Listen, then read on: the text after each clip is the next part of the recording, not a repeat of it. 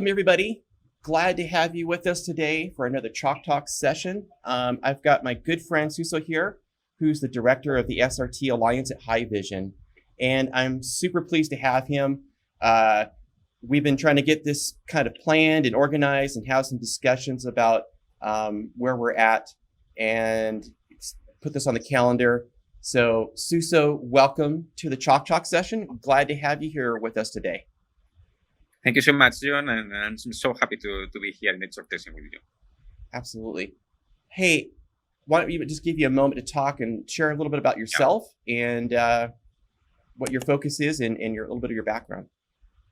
Yeah, well, my background is that I have been working in the broadcasting and media industry for like almost 25 years or something like that. I started in the production side, then I goes to the editorial side with working in a magazine. That was a pretty beautiful job, and then I'll get into Epic Labs. That it was a cloud computing, streaming, and artificial intelligence company that developed a technology called LiveFlow, and that technology and all the team were acquired by Haivision like October last year, I think.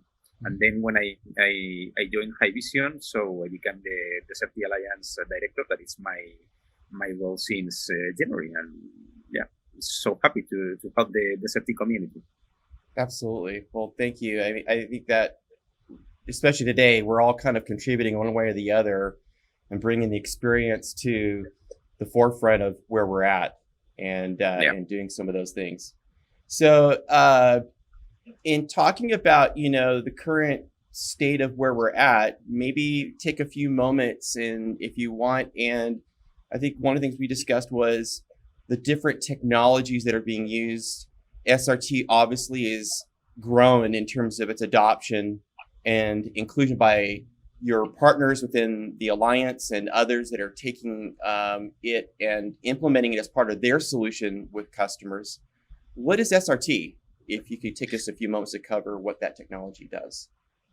Yeah, well, SRT is, long story short, it's a secure, reliable transport. That's what SRT means, that it can be also named as satellite replacement technology.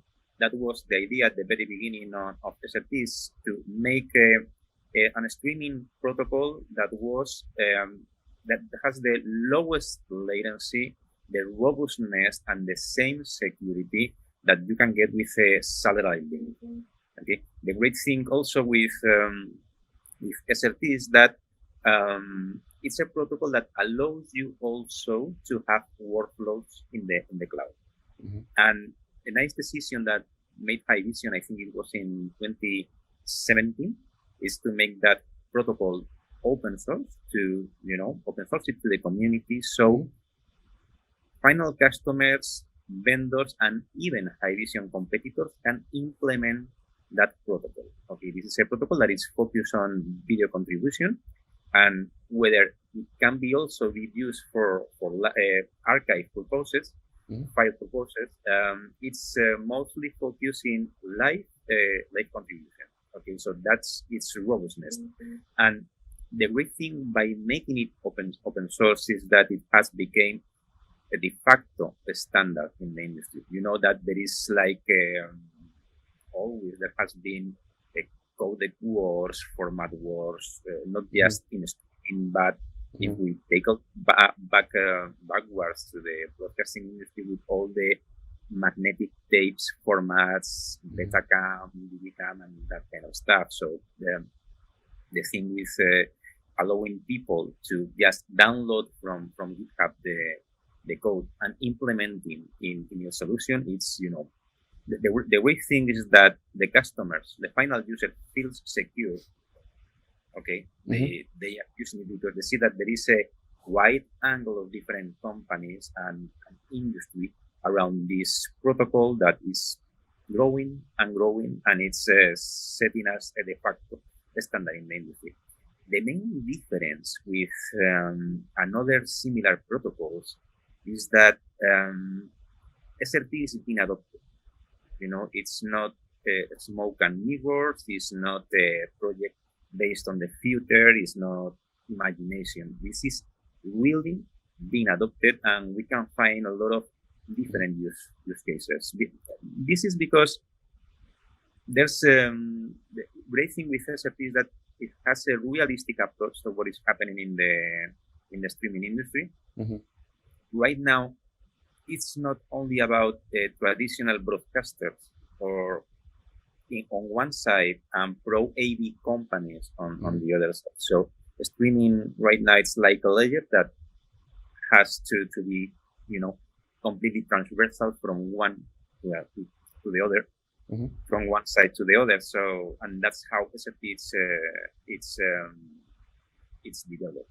Okay, that's the main idea. It's not about, okay, let's make just a protocol based on high-end broadcasting companies. No, it's not about that. It's a realistic approach to what is happening in the industry. Absolutely. I think, in full disclosure for everybody on here, with Suso, we talked, I shared with him that I've used SRT in the past. So for everybody that will be watching this, is that the reason why I wanted Suso to talk about this was to kind of give an overview of kind of where the technology's at. But Suso, I think absolutely right. We're looking at various ways of how we implement, especially for remote production and what we do. Do you see, with COVID and the things we've kind of gone into with COVID-19 and the challenges and for remote productions, and obviously you just recently had Fox Sports talk about their implementation with SRT and how they've leveraged it to really kind of integrate. That's a large broadcaster, but to your point, the democratization or the economics of the scale of the technology to be able to be utilized not only by the broadcasters as you talked about, but in other workflows. We talked a little bit about this, and I thought, and I think we both agree, this currently where we're at, where do you see the technology now progressing from, kind of as you just mentioned, from where it was and how it's developed, especially with COVID-19, in the remote production? Yeah, well, COVID-19 definitely it has. We have to make in the streaming industry and in the entertainment industry our own digital transformation, and our own digital transformation is based on remote production workflows. And thinking about remote production workflows, live production is not just that high-end OB-band. Remote production right now is about all kind of live events. It's also about the events industry. What's happening within that? They are right now shifting into virtual events, and SRT is also there. So I'm seeing SRT in the remote production workflows and what is happening with the COVID-19. Mostly two things. First, it's a problem solver. Okay, so if you use SRT, you are going to solve a lot of problems you have, for sure. Latency, get a high quality with the lowest bandwidth, because the bandwidth is also important here, because for sure, every byte you push out there, it's money. So you need to get the lowest bandwidth in your contribution, in your workflow, but with the highest quality. And it's also a solution enabler. So why I say this, because as right now we have a great market of SRT products, you can make your own workflow. I'm going to get a material from Haivision with I'm going to use vMix. Then I want to use that also with NDI, because I have some cameras from Verdo or something like that works with NDI, and then I want also to encapsulate that into SRT and send that live program to wherever. Okay, so that allows also creativity, and that's nice. That's why I say that it's a problem solver, but it's also a solution enabler. Yeah, and I think go. I'm sorry. Go ahead. No. That's not. No. I think that's perfect. And I think that's kind of the we are where we are in terms of the current state of the new norm, as we put it, right? And we're looking at the progression of where, I think you and I talked about this, just where the technologies were at, and where, it isn't a fundamental change other than, probably formatting some solutions that kind of tune the approach to what we're doing. You mentioned NDI, which is a good example of where we're seeing the, PTZ cameras, like from BirdDog or other vendors, being included now because of the social distancing and the parameters from both from a live production or capture to generate, and build the content out for post-production that then gets streamed, in a simulated live type delivery or video on demand. So, are you seeing some of the vendors now look at some of this to where they can optimize the technology? I know you've had some recent announcements with some other companies and organizations, but more importantly, just how this, because I think we're to your point, it is a solution and it is a framework. Exactly. And exactly. So, do you see more of this? And then in the workflows, the second part of my question would be, how does a customer look at this? What's the best approach they should think about when it comes to, evaluating SRT in combination with NDI and looking at, from a production perspective and the use cases you see? Yeah, well, there is a lot of different use cases. What I would recommend to the people is as the technology is there and the products are there, and it's so easy to integrate that they can download the code and try to implement to solve some problems. I think that we are now, right now, it's so important to make POCs, proof of concept. So I have an idea.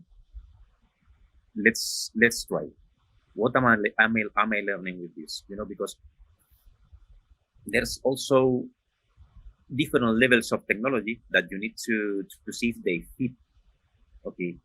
What happens if I get the high-end camera, but the encoder is not?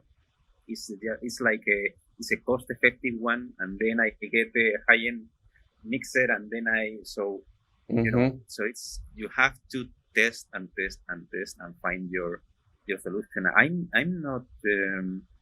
What I'm seeing in the SRT Alliance is that people don't come to the SRT Alliance with a super turnkey solution for whatever, and that's something that it's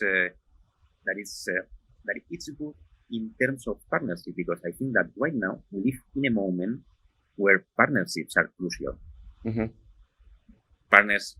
Getting partnerships from different companies in order to maybe make a go-to-market strategy or a joint solution to solve a problem. But what we are seeing nowadays is that the problems are being noticed right now. Okay, so 2020 has been a year of test, like a lot of things. Maybe 2021 is going to be the year where companies are looking for that turnkey solutions. Because I need to solve my workflow from the beginning to the end, and I need a solution because I don't have time to make that POCs or whatever. Okay, I think that's what it's coming. Yeah, I agree. I think there's that solution accelerator piece, right? Yeah. And I think I absolutely agree with you. That's been one of my key statements. I think this year especially has been test to validate. Right. And for everybody watching, will be watching this session, is the important part. What Suso and I are talking about is testing the platform, right, and ensuring whatever integration of the various technology partners you may have with an SRT technology being plugged into it. You've got to make sure this thing all works, right? And obviously, Haivision has other products and has encoders and different ways they can, you can explore.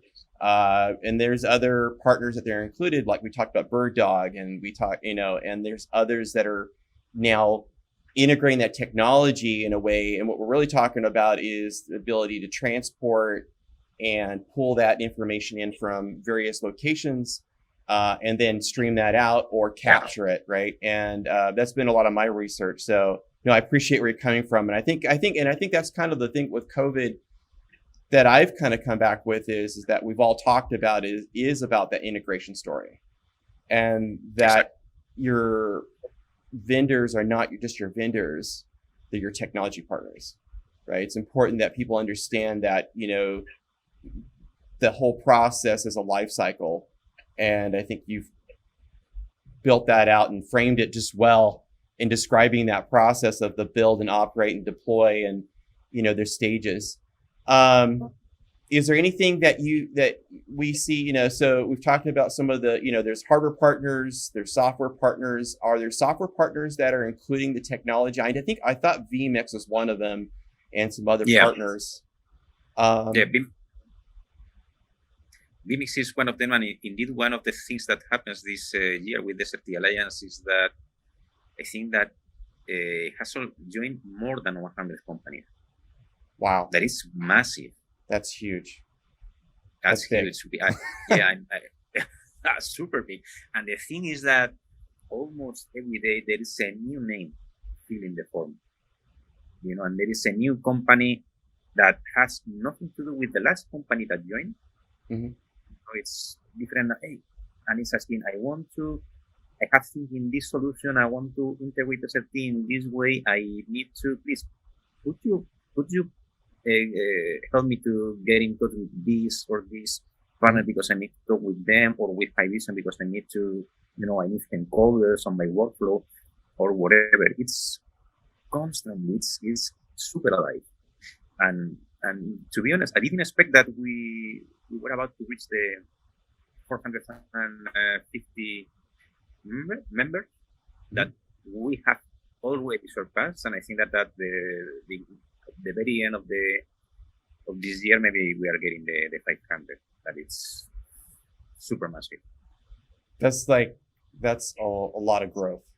And speaking as a former Alliance guy in the years past, in the role that you serve, that's a lot of work, right? That's just a lot of work. Just to build that out and do all that. Kudos to you and the team of how you facilitated and working on that. So, I think, the one other quick point that I would probably add as we kind of look to kind of close would be, I think I want to hit on a key point that you brought up was the fact that, customers come in and maybe asking which partners I need some direction.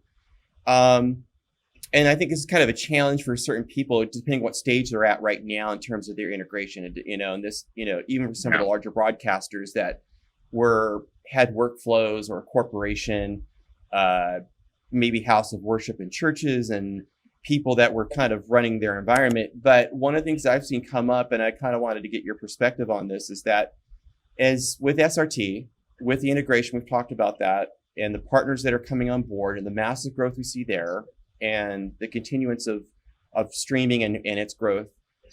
Do you see an area of terms? I think this is one of the things I've seen for customers, like, how do we integrate this? Are there ways that people should look like if you don't have the partner in-house or somebody in-house to help you go through the process of testing and validating, are there approaches that you would recommend for customers to look at in terms of how they would validate the technology, as we talked about, in terms of potentially leveraging it for their own environment? Well, I think that maybe any SRT related question, they can look for us for the SRT Alliance, and maybe also look for the big names. Look for Haivision, look for Microsoft, look for Avid also. Platinum, Ambassador, and Preferred members that are there because they support the community, they support the protocol, so maybe it's the best way to leverage that, and to ensure that.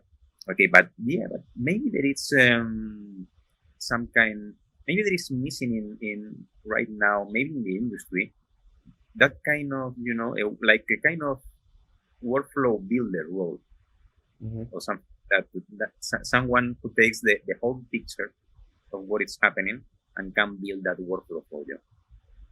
Yeah, absolutely. I think that's something that we work. Yeah, I agree with you that we worked on that. There's projects I worked on over the years, and we looked at the prospect of what I call, and I try to explain this to people, what I call solution accelerators. And that's really kind of taking the various pieces that you would build out in the workflow, validate it, and determine how it's going to fit, how it's going to, and that comes down to your training of your people.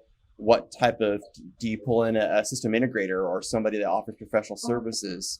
Do you look at other, and that's kind of from an operations best practice. I think that's key to your point, right? And I think it is an area in the industry that is an opportunity to help work through these workflows and develop a strategy where we can help assist people in that, in that journey, so to speak, right? Exactly. Doing that. Well, Suso, thank you so much for your time today. This has been fantastic. And I'm going to put the links to the SRT Alliance. As Suso talked about that, I'm going to put a link to some other webinars they've done where you can take some time to learn about the technology, see some examples of how people are leveraging it. That's going to be a large broadcaster, but there are going to be maybe some other areas that we can kind of help direct you to those areas to kind of get a feel for it. And Suso, I guess for any questions, they can email the Alliance, and somebody from the team can provide response and help give direction. Yeah, exactly. They can mail info@srtalliance.org or mail me directly. I'm super responsive at director@srtalliance.org. It's easy. Direct. Wow, that's awesome. Easy. All right, that's easy. That's easy. Well, thank you again. This has been a terrific conversation. We should try to do this again because I think this is kind of the goal of this YouTube channel is to have a dialogue. And I've told everybody that, and I've said, we want to have kind of a conversation in what we do. So thank you again. Thanks everybody for watching. If you have any questions, please make sure to leave some comments. I will follow up. If it's towards Suso, we'll figure out a way of getting you your questions directed towards him. Whatever it might be, right? Share and lets me know that you care and that you're involved in invested in this conversation. Thanks and have a great day.